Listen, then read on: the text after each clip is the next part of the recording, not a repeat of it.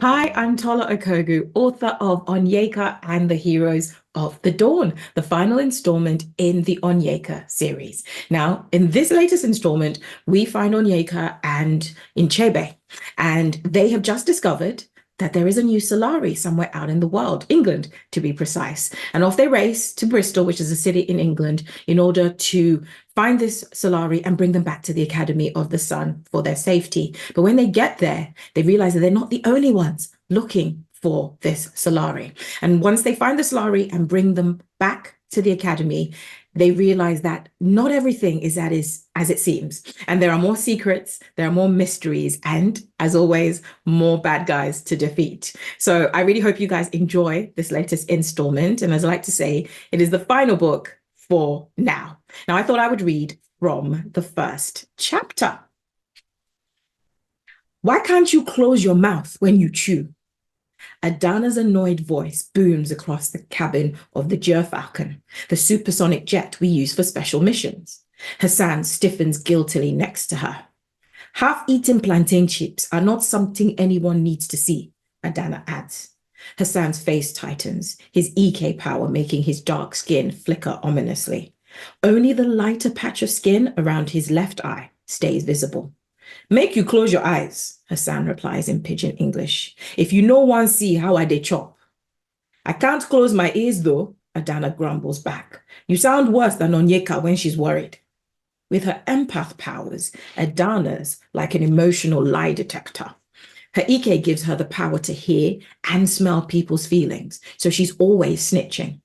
I'm only half listening though, and don't catch Hassan's response. I'm too busy worrying, just like Adana said.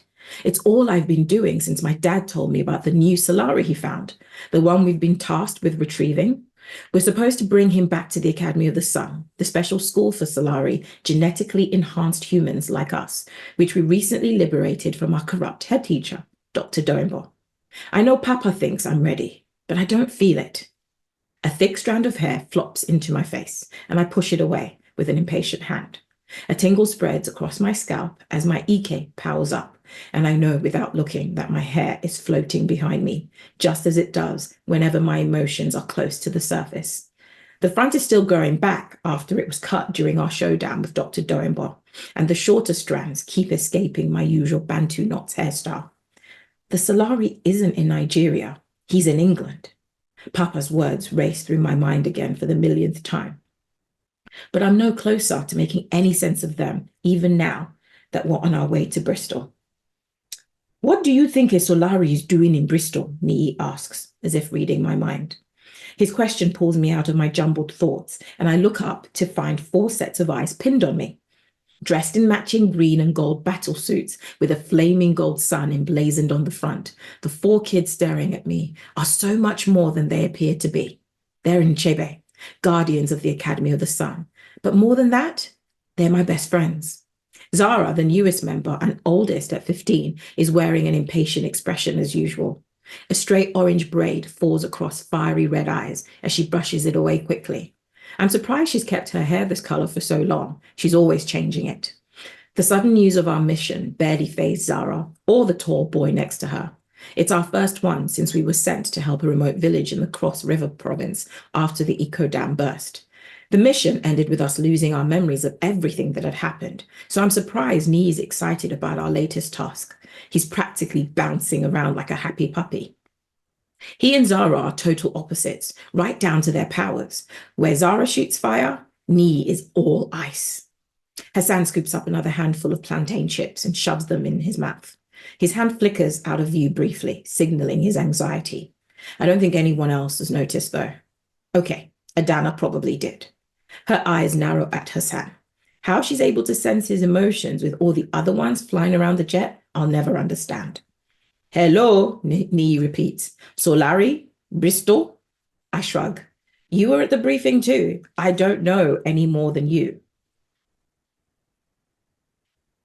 Come on, Nee scoffs. Your daddy's on the lower council. He must have all the intel. There are 2 councils that run Nigeria, an upper and a lower one. Papa joined after we defeated Dr. Doimbo, but he never tells me any of its official business. You know as much as I do, I insist. There's an 8-year-old Solari living in England with 2 guardians, and it's our job to, collect him. Nii finishes for me. Well, we also know his name is Toby, and we know what his guardians look like, thanks to my dad's investigation, I remind him. Lastly, we know his address. But that is strange, right? Nii asks. Why is he living in England instead of Nigeria? Is it to protect him or... Nii's voice trails away because we're all thinking the same thing. Is it to protect others? And I'll end there. And if you'd like to know what happens next, you guys know what to do. Do get the book, and I hope that you enjoy it. Thank you. Bye-bye.